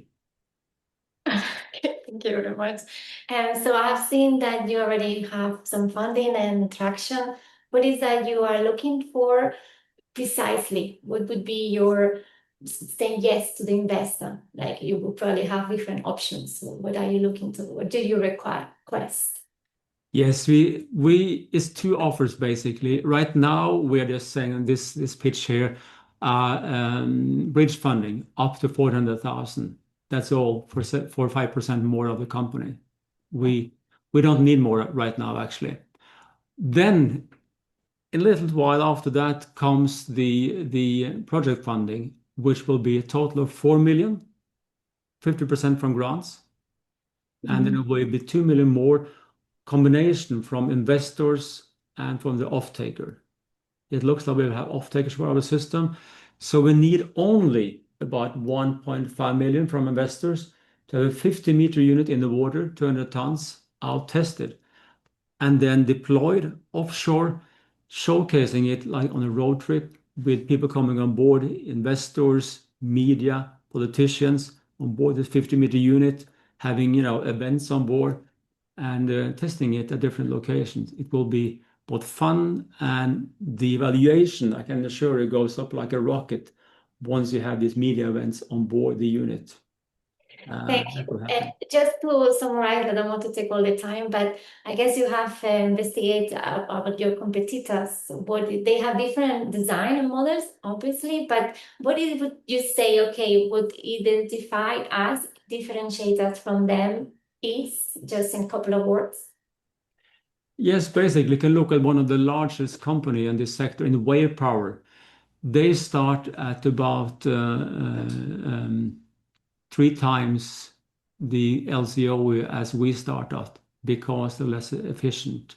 They have so far had investment of about 100 million in the system, tested offshore for years, but it's very complex.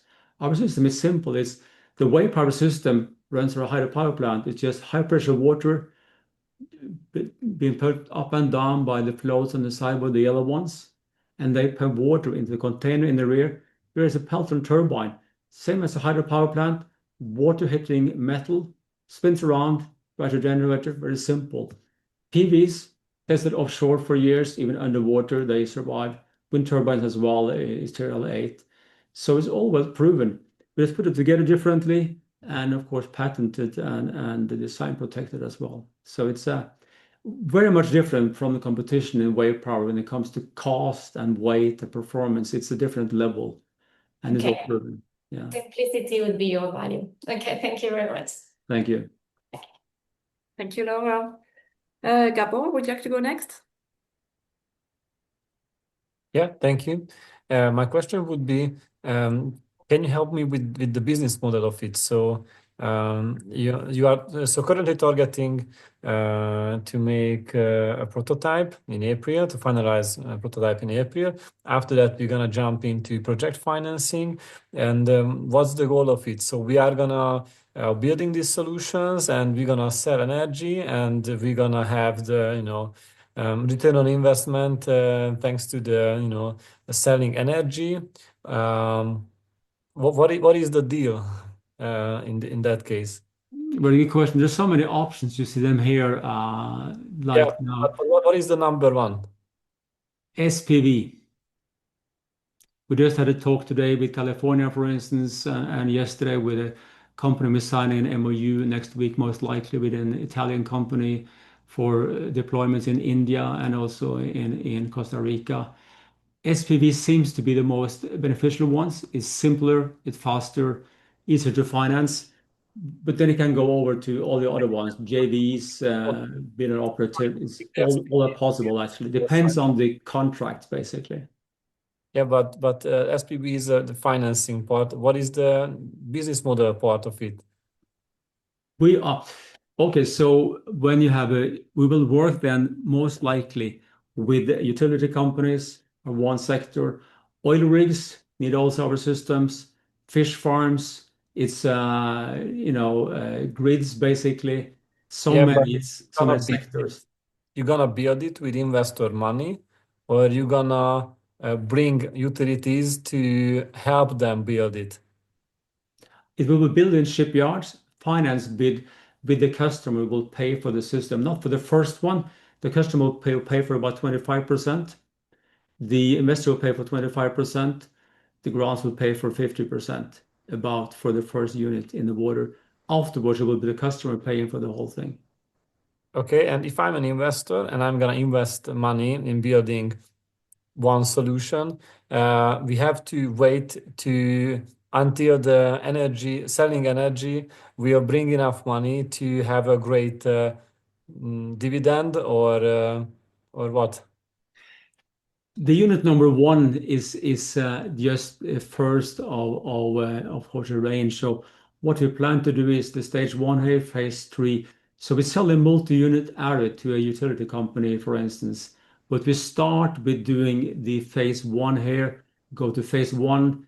We do the first unit, which is just a half scale like this, a full scale unit with one wind turbine on and some PVs and some floats on the side, low cost, show the whole thing off. Then we put it all together in the phase 2.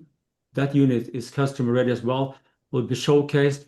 Then we go over to the larger ones where we do the array, if that explains what we do. So you will have revenue also on number 1 when it's tested and validated by a customer, the first customer, then you produce number 2 and 3 and 4.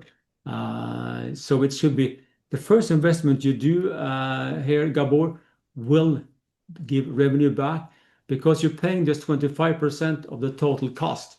That's your stake in the whole thing. But the revenue will be coming in like for 100% cost.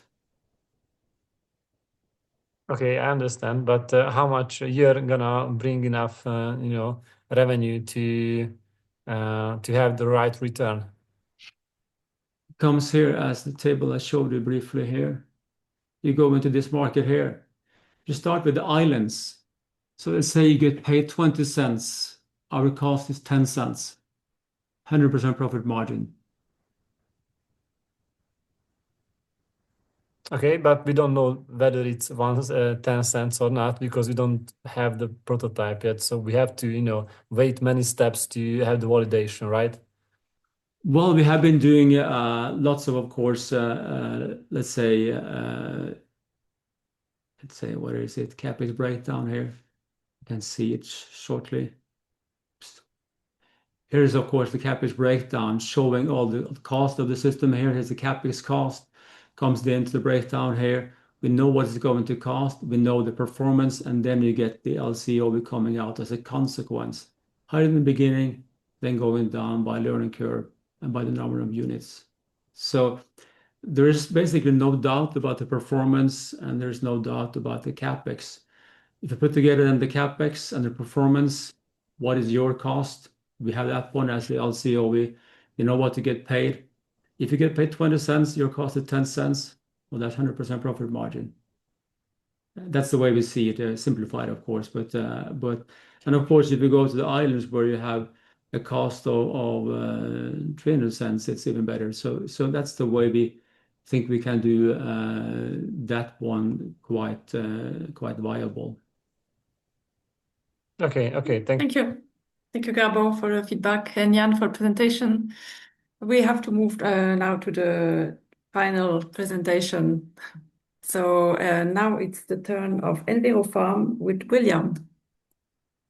You can share your screen whenever you're ready.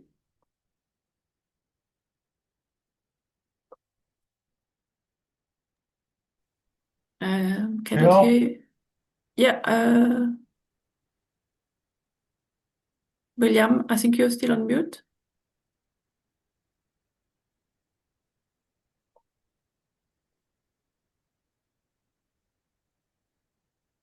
Cannot hear you.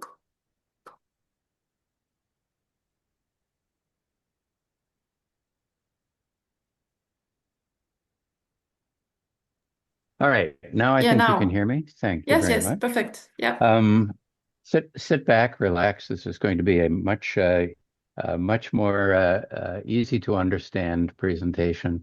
Very simple, very straightforward, very profitable, and I'm glad to be here with you. I'm glad you made it this far. We've heard some amazing technologies. You'll hear the implications of another one. I'm William Tooley. Grew up and went to school in dairy country in northern Wisconsin. My grandfather was a dairyman, and when I was 10 years old in 5th grade, we learned about conservation farming. And I was all excited to run out to my grandfather's farm and tell him about these new ideas. He was kind enough to take my hand and walk me around the place and show me all the different conservation technologies that he had already installed in his farm. I was ecstatic. I was proud of my grandfather. He was doing things that needed to be done and were important, but I was even more proud of the fact that things I was learning in school had real world value. Fast forward 20 years to Cameroon, West Africa. Our first international competition was to design a national dairy production system for Cameroon. The Canadian AID team, of which I was a member, won that project. We designed a 50,000 cow dairy production operation at the equator. And this was the largest dairy facility of its time in the world. And the the fact that it could operate at the equator was something that no one could believe. So Enviro Farm is the descendant, if you like. It's the child of all of this learning and technology exposure.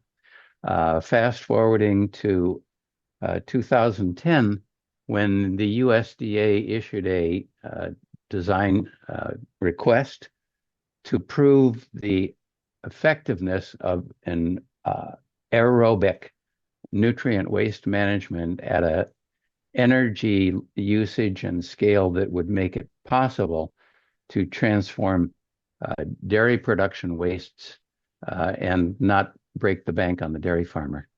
We developed the technology. It was a $2.4 million 3-year tri-state demonstration project. The USDA was impressed enough with the outcomes that they, in fact, added our technology to their funding schedule. So anyone in the industry can use this technology. It's available to them. It's called the Enviro Circulator, and it's an Enviro bioremediation technology. Very, very simple. Let's move forward. The problem we have is not the technology and not its use. The problem we encountered was the business context. This kind of green tech innovation often fails because it does not fit into the faulty systems it was designed to improve. When we looked at this problem, and it took us a number of years to determine that this technology would not fit into existing Enviro food production, we chose a different process. Instead of selling these to farmers, we had to become the producer. We chose to build new agri-food production facilities designed to utilize the proprietary green tech solution. The building results were outstanding. Increased profits by 10 to 20 times what a dairy could make without this technology. Reduced risk because the ability of the utilization of the material would allow them to overcome problems that they have. Greatly increased yields because the vertical integration of the technology allowed the product to be reused back on the farm fields that you see behind the screen, and reduce cost. But those were the business results. But the green tech results are even better. It turns out that we could eliminate climate issues. And by climate issues, I don't just mean temperature rise. I mean the effects of temperature rise, the droughts, the floods, the storms that occur. And the reason we can do that is because we have stored on site emergency irrigation and emergency fertilizer technology that goes into effect the minute a drought happens or the minute a flood occurs. We also reduce environmental risk because the waste reapplication from our technology goes directly onto the crop during the time that the plants are hungry, and it does not sit in the soil or run off into the waterways. We have eliminated emissions which cause public health problems like ammonia that cause emphysema and asthma. We've also eliminated odor and deadly gas and pathogens. We have reduced the use of factory fertilizer. And as a result, we've removed ourselves from lawsuits and penalties that do occur and will occur more greatly in the future.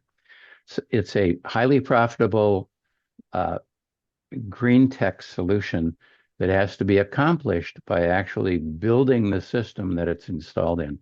I heard that, Mathilde, and I'll make this very quick. The reality check here is that why is this needed? Agri-food production is collapsing. The ability to supply food is estimated to be about 15 to 20 more years because the topsoil on food production fields is degrading. 74% of U.S. soils can't produce as much next year as they did this year. And the demand is not for food, it's for food as health. It requires nutrient density, and degraded topsoils can't provide it. Enviro Farm's green tech solution, in fact, solves these specific industry problems. Here's a picture of what the site looks like. It is simply a redesigned or restructured production system. The milk is produced in the barn. The waste is stored in the fertilizer storage facility, where it is transformed into fertilizer and safe water. The water is immediately reused 24 times a day to clean the barn and keep the animals cool. When called for by AI that tells us the crops are hungry, the nutrients go to the farm fields under precision application, and that produces 20 to 40% more yield.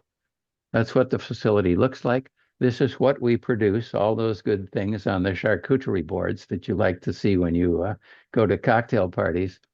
And the process is modular. We're building a 13 million pound facility, which each facility produces less than 0.2% of annual market growth. So there is plenty of room for this process to grow. The smiling faces you see here have worked together for 15 to 20 years on multiple successful projects, and they have been around this project for the last 5 to 10 years doing their specific functions. To conclude the numbers side of this, I'd simply like to point out that over a 6-year period, we accumulate 160 million in EBITDA, and the capital cost of the project is less than that. It's 153 million. To get to the 153 million, we have already locked in 100 million of private lending. We have 10 million available to us from a community bond that will go into effect when the cheese factory is built. We then look for 25 million from a seed round of already licensed Reg A funding. The first 15 million is an Enviro bond that comes directly from the state of South Dakota. And all of this is triggered by a 2.5 million investment, which allows us to take the site and the options that we already have, the permits that we already have, and in effect begin to organize and establish the construction of the site. All right. Why now? Because it's urgent and it's needed, and the profitability, sustainability, and regenerative issues must be solved, or we will not have food in 10 to 20 years. The industry is actively looking for this kind of a solution right now, and it's the Enviro Farm solution that meets their needs. It taps into demand for nutrient-dense specialty cheese, which is growing at 5% a year and will reach 200 billion in product demand by 2030. And we have a highly seasoned team that's ready and waiting to go. So why not? Here's the final summary. I'll just leave it on the screen. I'd like to go to the contact me, please, at info@Enviro Farm. You can see the repeat of the markets, the management, the competitive edge. But at the bottom of this screen, I don't know if you can see it, is something called due diligence. We have been given a 90% likelihood of success issued to us by Genske Mulder, an independent third-party CPA firm with excellent credentials in this industry. And that due diligence report, about 25 pages, is completed and available upon request. It means that the project can succeed, that it will succeed, that it doesn't do anything new and fancy. It just does it in the right way with new technology. And it fits into an industry that's dying and needs our help. Thank you so much for listening today. It's a pleasure to meet all of you. I enjoyed hearing what was coming so far, and I can leave this up or you can take it down when you like. Mathilde? Yeah. We can remove it now. Okay, let's move to the Q&A. Laura, would you like to begin? Yes, thank you very much. Thank you, William, for your presentation. It was, yes, very different from what I've been hearing today. And indeed, I must be honest, my background is in clean tech, so my feedback, it's a bit more general in this case.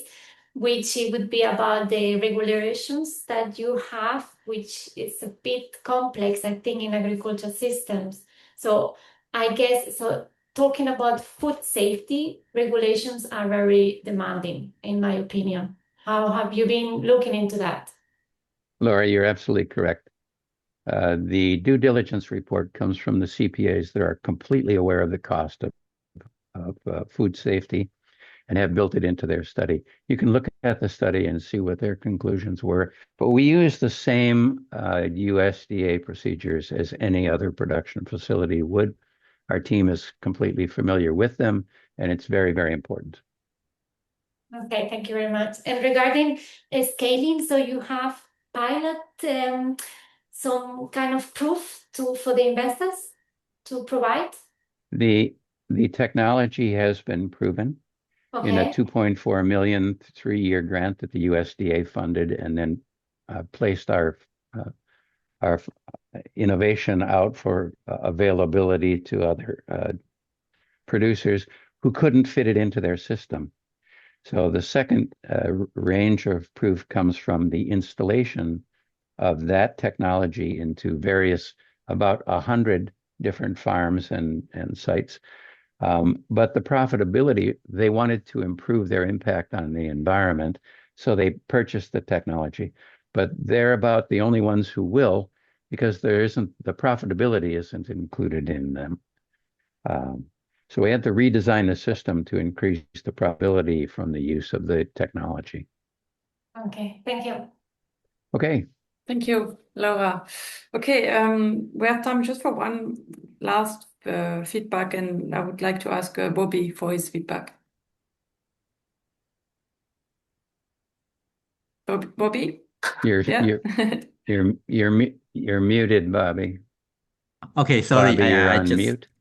hi. Thank you. So I don't see much about the picture of your technology. So I do not. I think I just understand a little bit how it works. And but I wonder how you see yourself scale in the coming years. How can you expand your idea to, I don't know,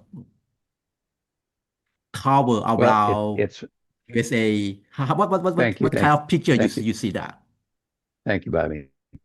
The expansion will occur because the